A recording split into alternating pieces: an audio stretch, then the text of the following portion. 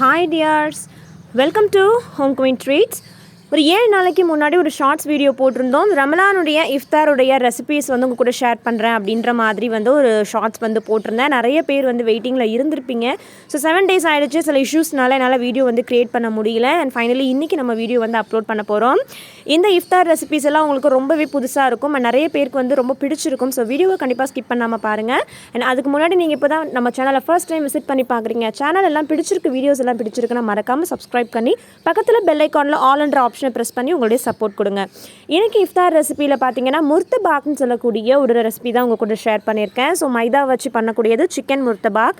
So chicken வந்து இந்த மாதிரி போன்லெஸ்ஸாக இருக்கிற எல்லாத்தையும் எடுத்து சின்ன சின்னதாக கட் பண்ணிவிட்டு நிறையவே கொஞ்சம் அதிகமாக ஒரு 4-5 டேபிள் ஸ்பூன் அளவுக்கு எண்ணெய் ஊற்றி இந்த சிக்கனை வந்து அதில் போட்டு பொரிச்சிட்ருக்கோம். ஸோ இவ்வளோ எண்ணெயாக நீங்கள் நினைக்க வேண்டாம், அதில் வந்து கொஞ்சம் தண்ணியும் நமக்கு இறங்கியிருக்கும், அதாவது சிக்கன்லேருந்து தண்ணி இறங்கும். இந்த சிக்கனில் வெறும் மஞ்சத்தூள் மட்டும்தான் போட்டிருக்கோம். நான் உப்பு வந்து சேர்த்து நல்ல ஒரு 5-10 நிமிஷம் வரைக்கும் நல்லாவே அதை பொரிச்சதுக்கப்புறம் அதில் வந்து கொஞ்சம் தண்ணி இறங்குற இந்த ஸ்டேஜில் ஒரு 2 டீஸ்பூன் போல் இஞ்சி பூண்டு விழுது வந்து சேர்த்துக்கலாம். ஸோ இந்த முர்த்தபாக் வந்து நீங்கள் நிறைய வீடியோஸ் வந்து யூடியூப்பில் பார்த்துருக்கலாம். பட் இந்த முர்த்தபாக் வந்து வேறு மாதிரி டிஃப்ரெண்ட்டாக இருக்கும். சிக்கன் முர்த்தபாக்லேயே பண்ணுற அந்த ஸ்டஃபிங்குடைய ஸ்டைல் வந்து வேறு மாதிரி இருக்கும். ஸோ கண்டிப்பாக வீடியோ ஸ்கிப் பண்ணாமல் பாருங்கள். ஒன் டைம் நீங்கள் ட்ரை பண்ணி பாருங்கள், உங்களுக்கு ரொம்ப அல்டிமேட் டேஸ்ட்டில் கிடைக்கும். ஸோ இந்த இஞ்சி பூண்டுடைய பச்சை வாசனை போகிற வரைக்கும் நல்லாவே வந்து சாட் பண்ணிக்கலாம். இது கூட பார்த்திங்கன்னா ஒரு 1/2 டீஸ்பூன் போல் வந்து மட்டன் மசாலா வந்து சேர்த்துக்கிறேன். ஸோ சிக்கன் தான் இது, பட் நான் சேர்க்குறது வந்து மட்டன் மசாலா. இந்த மாதிரி நம்ம வேறு இதில் கொடுக்கும்பொழுது டேஸ்ட் வந்து இன்னும் பயங்கரமாக இருக்கும். சிக்கன் மசாலா கொடுக்குறத விட நீங்கள் முர்த்தபாக் வந்து இந்த மாதிரி கொடுத்து பாருங்கள். நான் ஒரு டீஸ்பூன் இல்லை 1/2 டீஸ்பூன் உங்கள் காரத்துக்கு ஏற்ப காஞ்ச மிளகாய் தூள் வந்து கொடுத்தாச்சு. 2 பேரும் பச்சை வாசனை போகிற வரைக்கும் வதக்குனதுக்கப்புறம் இப்போ நம்ம ஃப்ரெஷ்ஷான ஒரு 2 பெரிய சைஸ் வெங்காயத்தை கட் பண்ணி சேர்க்க போகிறோம். இந்த கறியிலே தான் சேர்த்துடணும்.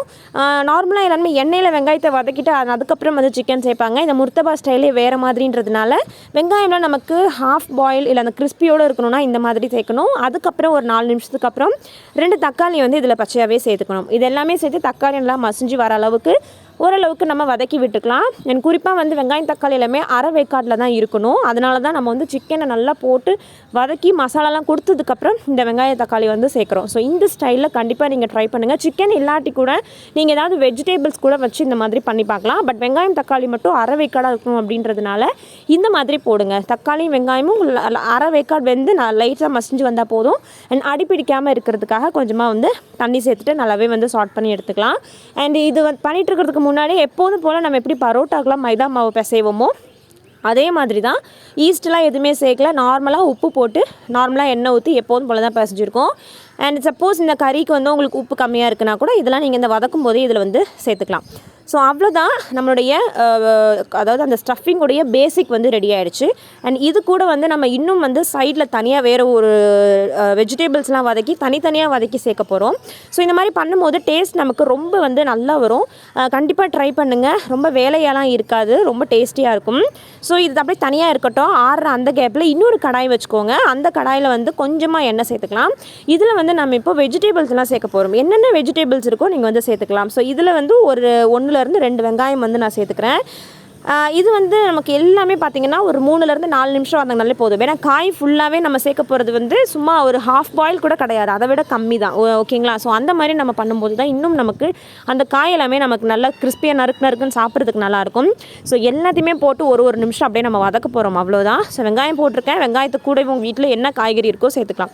காலிஃப்ளவர் இருந்தால் சேர்த்துக்கலாம், கேரட்டு, முட்டைக்கோஸு, பீன்ஸு, எந்த காய் இருக்கோ நீங்கள் வந்து சேர்த்துக்கலாம். ஈவன் உங்களுக்கு உருளைக்கிழங்கு பிடிக்குன்னா கூட ஃபிங்கர் சிப்ஸ் மாதிரி கட் பண்ணி அதை கூட சேர்த்துக்கலாம். எல்லாத்தையுமே சேர்த்துட்டு எல்லாத்துக்கும் ஒரு நிமிஷம் நம்ம டைம் கொடுத்தாலே போதும். எல்லாத்தையுமே 1 minute டைம் கொடுத்து வதக்கும் பொழுது நமக்கு ஹாஃப் பாயிலில் நல்லாவே கிடச்சிரும்.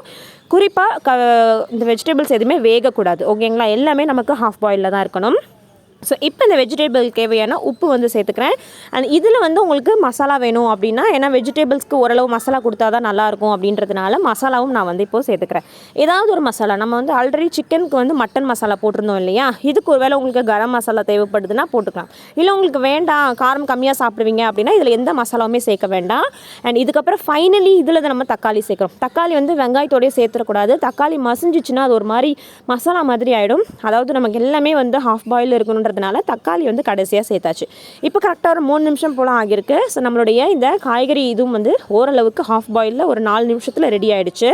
ஸோ இந்த டைமில் இதையும் ஸ்டவ் ஆஃப் பண்ணி தனியாக இறக்கி வச்சிடலாம். ஸோ இப்போ நமக்கு கறியும் சிக்கனும் ரெடியாக இருக்குது அண்ட் இந்த காயும் ரெடியாக இருக்குது. ரெண்டுத்தையுமே இப்போ நம்ம ஒன்றா சேர்த்து மிக்ஸ் பண்ண போகிறோம். ஓகேங்களா? ஸோ இந்த மாதிரி நம்ம மிக்ஸ் பண்ணும்போது நமக்கு இதோடைய கன்சிஸ்டன்சியும் அதோடைய டேஸ்ட்டும் பார்த்திங்கன்னா வேறு லெவலில் இருக்கும். ஸோ இதுவும் வந்து நம்ம ஆஃப் பண்ணி வச்சுட்டு சிக்கனோட சேர்த்துட்டு அதுக்கப்புறம் நான் எப்படி இருக்குது அப்படின்னு சொல்லி உங்களுக்கு காமிக்கிறேன். இந்த ஸ்டேஜில் வந்து கடைசியாக நான் குடமிளகா வந்து கட் பண்ணி சேர்த்துக்கிறேன். ஸோ இது வந்து நீங்கள் லேசாக சிம்மில் வச்சுட்டு ஒரு நிமிஷம் கூட வதக்க வேண்டாம். குடமிளகா ஃபுல்லாகவே பச்சையாக இருந்தால் தான் நமக்கு நல்லாயிருக்கும். அதனால் ஃபைனலி இதை போட்டுட்டு ஒரு 30 செகண்ட்ஸ் இல்லை 40 செகண்ட்ஸ் வதக்கி விட்டு ஸ்டவ்வை வந்து ஆஃப் பண்ணிடுங்க. இதோட நான் வந்து சிக்கனையும் சேர்த்து கலந்துட்டு எப்படி இருக்குன்னு காமிக்கிறேன். நம்மளுடைய ஸ்டஃபிங் வந்து ரெடி ஆகிடுச்சு.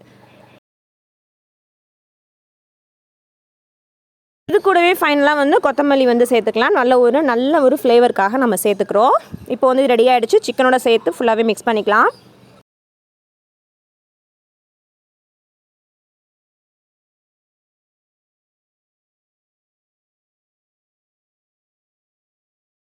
முர்த்தபாக்குக்கு சிக்கன் ஸ்டஃபிங் வந்து ரெடி ஆகிடுச்சு. ஸோ இந்த மாதிரி ஸ்டைலில் பண்ணுங்கள். நார்மலாக எல்லோரும் பேசிக்காக பண்ணுற மாதிரி கிடையாது. இது டிஃப்ரெண்ட்ன்றனால தான் இதை நான் வந்து முர்த்தபா வேறு லெவல் டேஸ்ட்டில் இருக்கும்னு நான் சொல்லியிருந்தேன். ஸ்டஃபிங் ரெடி ஆகிடுச்சு. நம்ம ஏற்கனவே மாவும் வந்து மைதாக்கு பிசைஞ்சு வச்சுட்டோம். ஸோ அது 1 மணி நேரம் ஊறினாலே போதும். ஈஸ்ட் எதுவுமே சேர்க்க வேண்டாம். நார்மலாக பரோட்டாக்கு எப்படி மாவு பண்ணுவோமோ அதே மாதிரி தான் நம்ம பிணைஞ்சு வச்சுருக்கோம். ஒரு 1 or 2 hour அது ஊறினாலே நமக்கு நல்லா சாஃப்ட் கிடைக்கும். அது இருக்கட்டும். இப்போ முர்த்தபா தேய்ச்சி கல்லில் போட்டு எடுக்கிறது தான். ஸோ அது எப்படின்றத இப்போ நான் உங்களுக்கு காமிக்கிறேன்.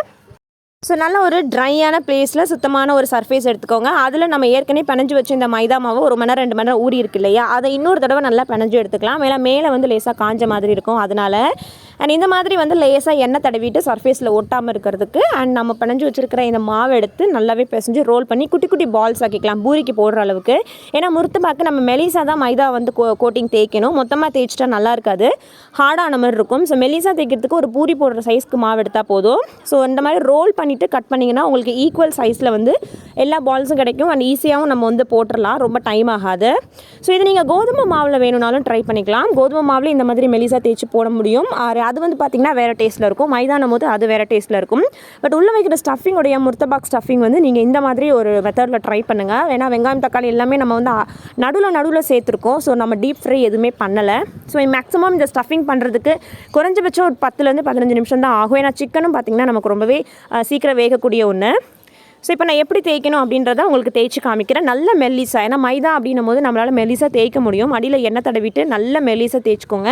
தேய்ச்சதுக்கப்புறம் நம்ம ரெடி பண்ணி வச்சுருக்கிற ஸ்டஃபிங்ஸ் இது உள்ளுக்குள்ளே வச்சுட்டு பாக்ஸ் மாதிரி மடிச்சிட வேண்டியதான். ஸோ இதில் உங்களுக்கு வேறு மாதிரி டிசைனாக மடிக்கணுன்னா கூட நீங்கள் வேறு மெத்தட் ட்ரை பண்ணிக்கலாம். கத்தியால் 2 பக்கமும் கட் பண்ணி விட்டுட்டு இப்போ பின்னல் மாதிரிலாம் கூட மடித்து போடுவாங்க. பட் அது எண்ணெயில் போடுறதுக்கு அந்த மாதிரி பண்ணுவாங்க. நம்ம தோசை கல்லில் போடுறதுனால நாளாக வந்து இந்த மாதிரி மடித்து விட்டுட்டா போதும்.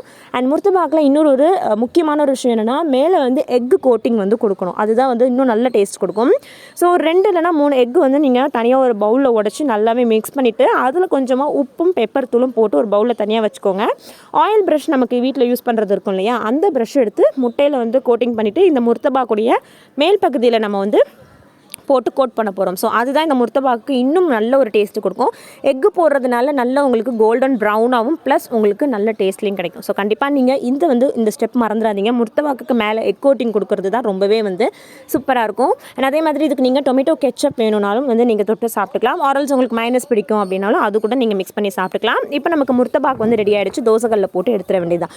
ரொம்ப ஆனில் வச்சிடாதீங்க, கருகி போகிற மாதிரி ஆகிடும். மீடியம் ஃப்ளேமில் கல் நல்லா காஞ்சதுக்கப்புறம் இந்த மாதிரி மேலே வந்து நான் சொன்ன எக் கோட்டிங் போட்டுட்டு ஒரு 3 to 2 நிமிஷத்துக்கு நல்லாவே 2 பக்கமும் இது பண்ணி எடுத்திங்கன்னா ரெடி ஆயிடும். ஸோ அவ்வளோதான் ஃப்ரெண்ட்ஸ், நம்மளுடைய சிக்கன் முர்த்தபாக் வேறு மாதிரி ஸ்டைலில் ரெடி ஆகிடுச்சு. ஸோ இந்த மாதிரி நீங்கள் ஸ்டஃபிங் பண்ணி ரெடி பண்ணி ஒரு தடவை ட்ரை பண்ணி பாருங்கள். கண்டிப்பாக உங்களுக்கு இந்த ரெசிபி பிடிக்கும். இந்த வீடியோ பிடிச்சிருந்தா மறக்காம ஒரு லைக் கொடுங்க. நிறைய ரெசிபிஸ் வந்து கண்டினியூவில் இருக்குது. வீடியோ ரொம்ப லென்த்தியாக போகுன்றதுனால இதை நான் பார்ட் 1 வந்து வச்சுருக்கேன். நெக்ஸ்ட் வீடியோஸில் கண்டிப்பாக நான் நெக்ஸ்ட் ரெசிபிஸ் இஃப்தார் ரெசிபிஸ் ஷேர் பண்ணுறேன். இந்த வீடியோ பார்த்ததுக்கு நன்றி. தேங்க்யூ ஸோ மச் ஃபார் வாட்சிங் திஸ் வீடியோ. பார்த்ததோடு மட்டும் இல்லாமல் உங்கள் ஃப்ரெண்ட்ஸ் அண்ட் ஃபேமிலிக்கு வாட்ஸ்அப், ஃபேஸ்புக் மூலிமா ஷேர் பண்ணி கொடுங்க. தேங்க்யூ ஸோ மச் ஃபார் வாட்சிங் this video. Take care all.